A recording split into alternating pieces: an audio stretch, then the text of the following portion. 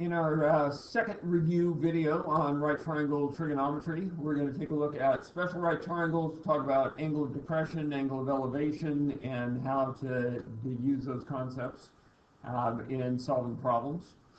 So at the beginning, neither of these pictures at the top look like right triangles, but these are where the special right triangles come from. This is an equilateral triangle. In an equilateral triangle, we know that this and this are the same length. And we also know from geometry that if we draw an altitude to the base of an equilateral triangle or an isosceles triangle, that this counts as well, that it will meet in a perpendicular, and it will actually be a perpendicular bisector. So that will cut this side in half. That makes this side equal to half of an x. And the question then becomes, what is this side? Okay. Well, it's a right triangle, so we can do Pythagorean Theorem. And our Pythagorean Theorem would say that our 1/2 x squared plus the question mark squared should equal the x squared. Well, half times a half is a fourth, so there's a 1/4 x squared plus the question mark squared is x squared. If we subtract a 1/4 x squared from both sides, it will tell us the question mark squared is 3/4 of x squared. And then doing square roots on both sides, we get that missing side is, well, square root of 3. That doesn't simplify, but the square root of 4 is 2, and the square root of x squared is x. So that missing side is the square root of 3 over 2 times x.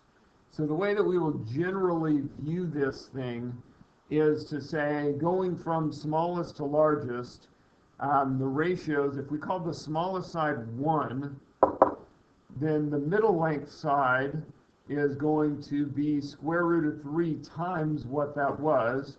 It will be the square root of 3, and the long side is exactly twice as long as the short side. Okay, so we've got this short leg that is half as long as the long, or as the hypotenuse, and then the longer leg is the square root of 3, is about 1.7. It's somewhere between those. It makes sense as a size there. I will oftentimes, since I like the arrow diagram kind of idea, I can do that within a 30, 60, 90 triangle and say, if I want to go from here to here, I'm going to multiply by 2. I guess that's not really how I write multiply in my arrow diagrams, right? Let's try that one more time.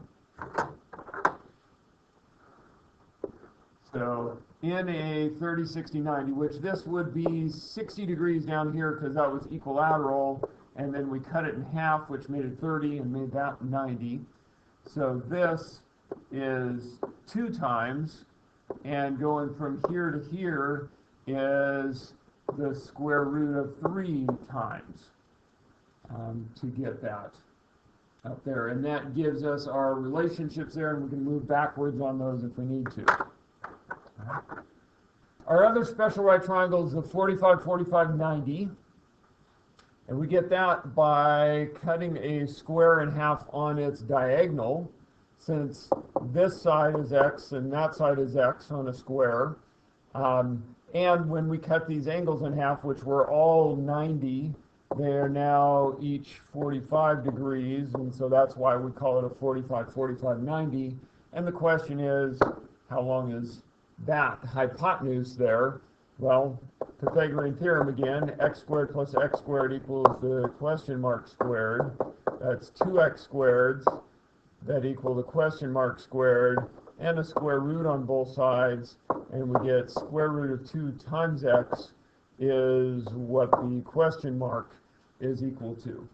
So going from shortest sides to hypotenuse on this one, the 2 legs are the same, so we view that as a ratio.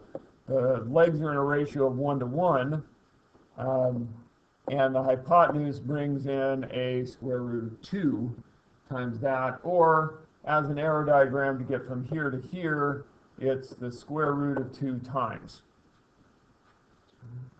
And if you just really take the time to think about it a little bit,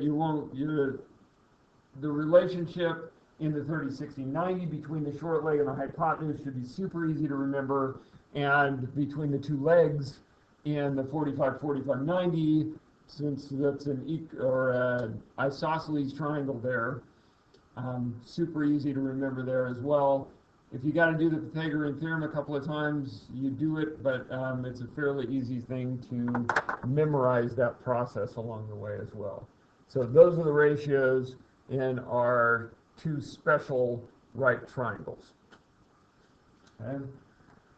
Review of angle of elevation and depression. Angle of elevation is always about looking up. Okay. The angle of depression is always about looking down.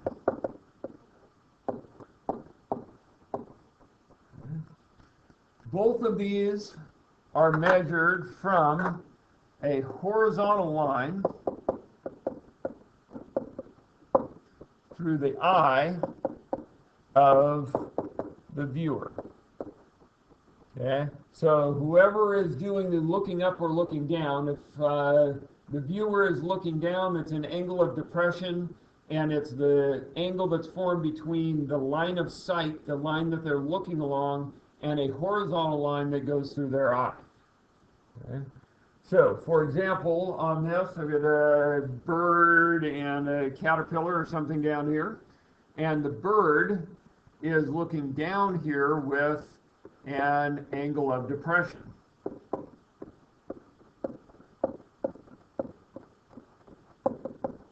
Because the bird is looking down, the worm, fearing for its life, is looking up, and because it's looking up, it is an angle of elevation. This is the line of sight. And we have horizontal lines here through the eye of the bird, one up here, and a horizontal line through the eye of the worm or the caterpillar, whatever that is. Okay, so the angle of elevation measured here, angle of depression measured right there. It's important to remember that one side of an angle of depression, one side of an angle of elevation is always a horizontal line. It's never a vertical line, always a horizontal line. All right, and one thing that we might notice here, we might be looking at it saying, number one, Nordstrom, you labeled both those angles exactly the same. Did you do that on purpose, or did you screw up again?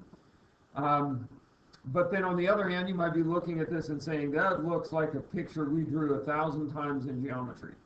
Okay?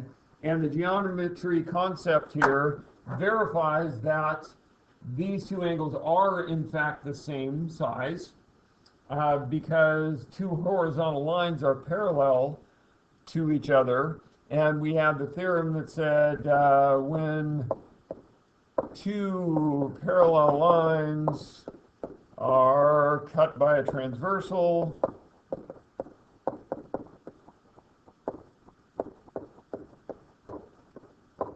then these are alternate interior angles. Alternate interior angles are congruent.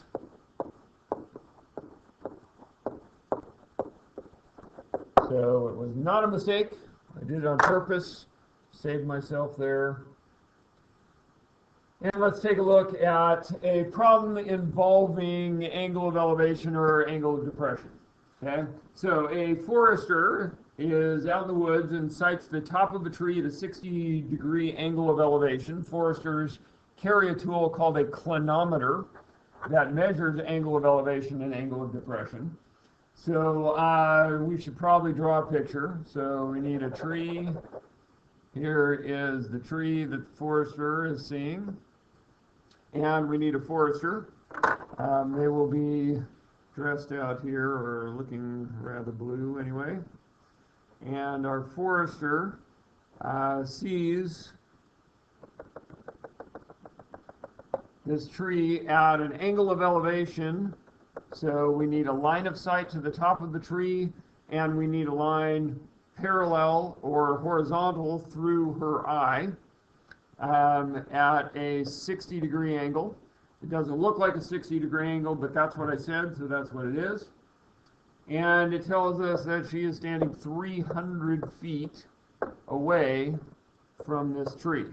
Well, that means this is 300. We've got a 60-degree angle, and we want to know about how tall this tree is. Okay, there's something to do here, obviously, with how tall she is. That probably would get added on to that, but for now, we want to know what this is. Okay, well, for this angle, that is the opposite side, and this is the adjacent side. That's an O and an A, which only show up in the TOA, so we would be able to write that the tangent of 60 degrees is equal to the length of the opposite side divided by the length of the adjacent side. And I start to go for my calculator, but then I realize 60 degrees is one of my special right triangle numbers. So if I go up here to my 60 degrees, the tangent is the opposite over adjacent. The opposite side is the middle length side. The adjacent one is the short one. So that should be square root of 3 divided by 1. And I don't need to go to my calculator. I know that the tangent of 60 degrees is exactly the square root of 3. And so if I multiply both sides here by 300, it tells me that the height of the tree is approximately 300 times the square root of 3.